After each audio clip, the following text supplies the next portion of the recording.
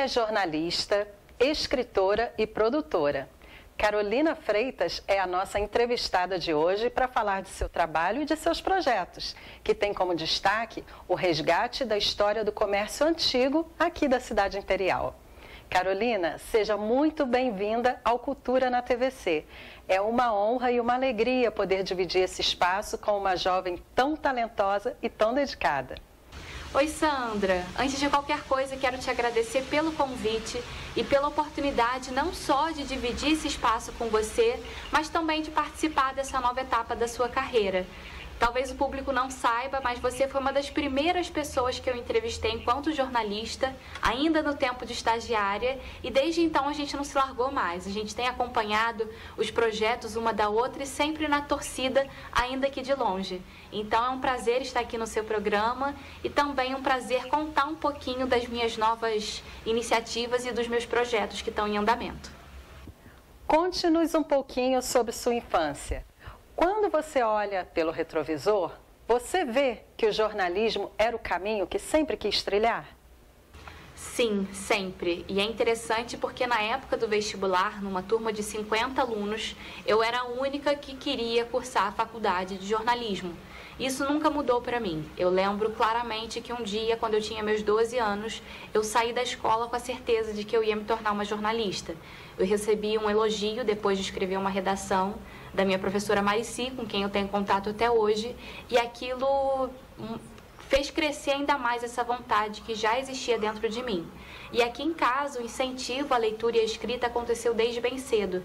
A minha mãe cursou letras, é professora de inglês, então esse contato com as histórias certamente fez muita diferença no caminho que eu decidi trilhar. E como foi o início da sua carreira no jornalismo? Como as portas da carreira escolhida entre tantas outras foram abertas para você? A minha primeira experiência profissional aconteceu na redação da Tribuna. Eu entrei na redação do jornal no meu terceiro período de faculdade aos 18 anos. E apesar de ser muito jovem, a equipe sempre depositou muita confiança no meu trabalho e sempre me deu muita liberdade para criar. O que foi fundamental na época do desenvolvimento da coluna sobre o comércio antigo de Petrópolis, que eu tive o prazer de conduzir. Ela teve início em 2018 e até 2020, por cerca de 2 anos, todo domingo eu produzia uma reportagem sobre alguma casa comercial que Petrópolis tinha tido no passado, que tinha fechado, mas que ainda assim havia deixado boas recordações entre os petropolitanos. E foi um trabalho que mudou tudo para mim, porque a partir dele eu criei um elo realmente que resiste ao tempo junto aos leitores e uma confiança que acabou transcendendo a redação do jornal, porque as pessoas me viram como alguém que passou a representar o passado da cidade a partir das memórias de quem mora nela. E isso para mim é muito gratificante. Em seu site, você diz que parte do seu trabalho é fomentar o resgate e a valorização da memória petropolitana. Quando exatamente que teria surgido esse seu interesse pela história, especialmente pelo comércio da cidade? A verdade é que o projeto ele foi tomando caminhos próprios e de uma forma muito natural, porque, a princípio, a ideia da coluna era resgatar curiosidades sobre o passado de Petrópolis. E aí, se você for resgatar o acervo da Tribuna, você vai ver que no dia 16 de março de 2018 foi feita a primeira publicação regida pelo tema do obelisco. O obelisco que a gente tem no coração de Petrópolis, na Rua do Imperador. E aí, por se tratar de uma coluna semanal, nas semanas seguintes eu passei a abordar outros cartões postais. Mas à medida em que eu ia desenvolvendo as minhas pesquisas, eu fui me deparando com fotografias sobre o comércio antigo de Petrópolis. E eu achei esse tema muito interessante porque, por mais que eu buscasse, eu não encontrava nenhuma informação sobre eles.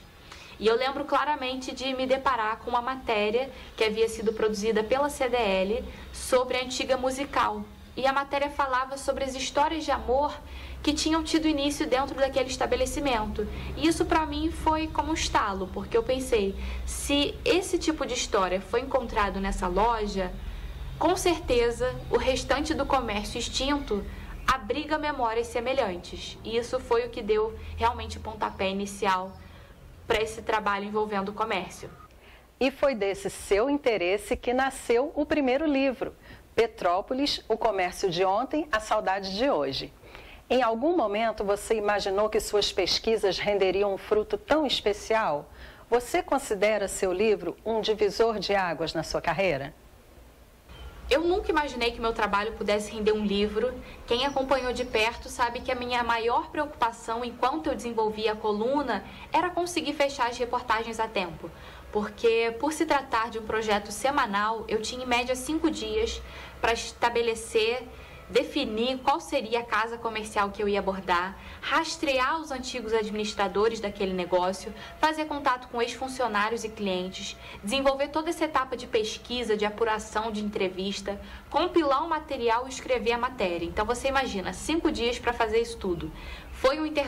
Era um intervalo bastante desafiador, mas que foi muito transformador porque me fez crescer muito enquanto pessoa e profissional. E durante essa caminhada, eu conheci os meus padrinhos, o professor Paulo César dos Santos e o doutor Fernando Costa. E foram eles dois são membros da Academia Petropolitana de Letras, e foram eles que despertaram esse meu olhar para a possibilidade da publicação do material enquanto livro. E foi um divisor de águas, porque foi como eu falei, o projeto por si só já é muito gratificante. Agora, ter a oportunidade de eternizar aquelas memórias em livro foi algo que eu nunca poderia imaginar, realmente. Depois do livro, veio outro grande passo em sua carreira, o Petrópolis sob lentes. Fale um pouquinho a respeito do projeto para quem ainda não conhece. O Petrópolis sob lentes foi criado por sugestão do jornalista Rogério Tosta, com quem eu tive o prazer de dividir a redação da Tribuna.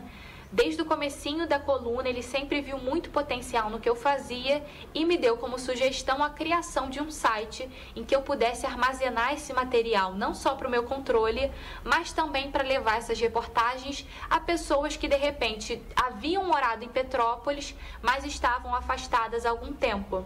E foi o que aconteceu, porque depois de alguns anos do site criado, eu recebo acessos até de pessoas que moram no exterior. Isso é muito bacana, porque é um retorno que eu recebo, é um feedback de pessoas que sentem falta da terra natal delas, que procuram por Petrópolis e acabam se deparando com lembranças que de repente já haviam sido esquecidas. Isso é muito gratificante e o site foi evoluindo junto comigo.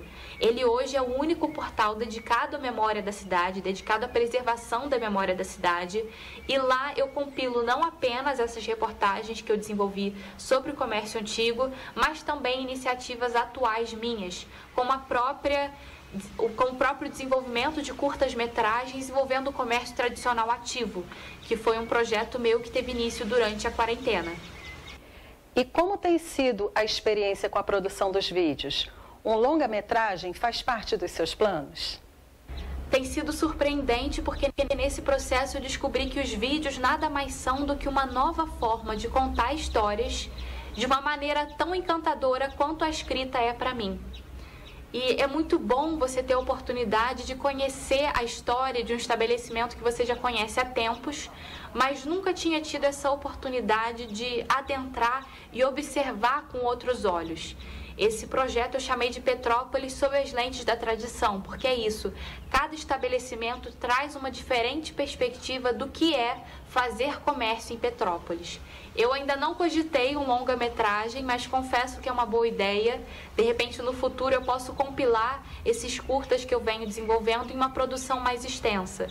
Eu sei que tem sido muito bom, um tempo de muitos aprendizados, e eu realmente sou muito grata por tudo que eu tenho tido a oportunidade de vivenciar. Carolina, conte pra gente. Diante de tantas histórias e descobertas, alguma foi especialmente marcante ou te surpreendeu de uma maneira diferente? É fácil separar esse lado mais pessoal e humanizado do profissional ao ouvir os relatos dos familiares daqueles que tanto contribuíram para a cidade? Desde as minhas primeiras reportagens escritas, eu percebi que, em se tratando de um trabalho memorial, é justamente quando a gente consegue humanizar o jornalismo que a gente faz a diferença. E é por isso que eu sempre busco incorporar as emoções dos entrevistados nas matérias e nos curtas-metragens que eu produzo.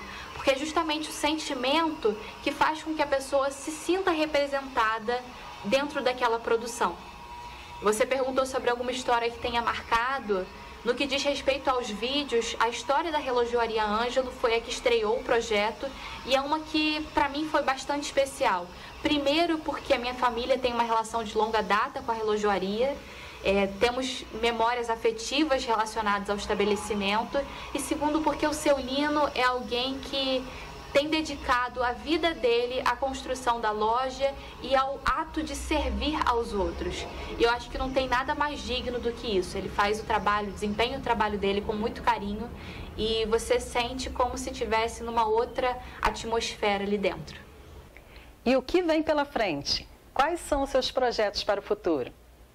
Eu já comecei a editar o 2º volume do meu livro, então Petrópolis, o comércio de ontem, a saudade de hoje, vai ganhar um 2º volume com mais 50 reportagens compiladas em formato de livro sobre o comércio antigo local. E agora, com a ampliação da vacinação, eu pretendo intensificar a produção dos meus curtas-metragens. Fica como sugestão para quem quiser acompanhar mais de pertinho o projeto, acompanhar o site, o canal do YouTube e Instagram também do projeto, onde eu compilo diversas curiosidades, imagens antes e depois do município. E é isso, vai ser muito bacana ter vocês comigo nessa caminhada. Quero agradecer muito sua participação em nosso programa. Você que me recebeu com tanto carinho nos bastidores do jornal Tribuna de Petrópolis e que hoje nos concede a honra de uma entrevista. Foi uma satisfação imensa. Conte sempre conosco para divulgar seu trabalho. Muito obrigada e boa sorte em tudo que fizer. Ah, Sandra, muito obrigada. Foi um prazer enorme. Espero voltar mais vezes e já deixo a minha promessa para próximo do lançamento do 2º volume voltar, retornar ao programa, espero que presencialmente, para dar mais detalhes sobre o lançamento e sobre projetos que acredito que no futuro já estejam concretizados. Muito obrigada.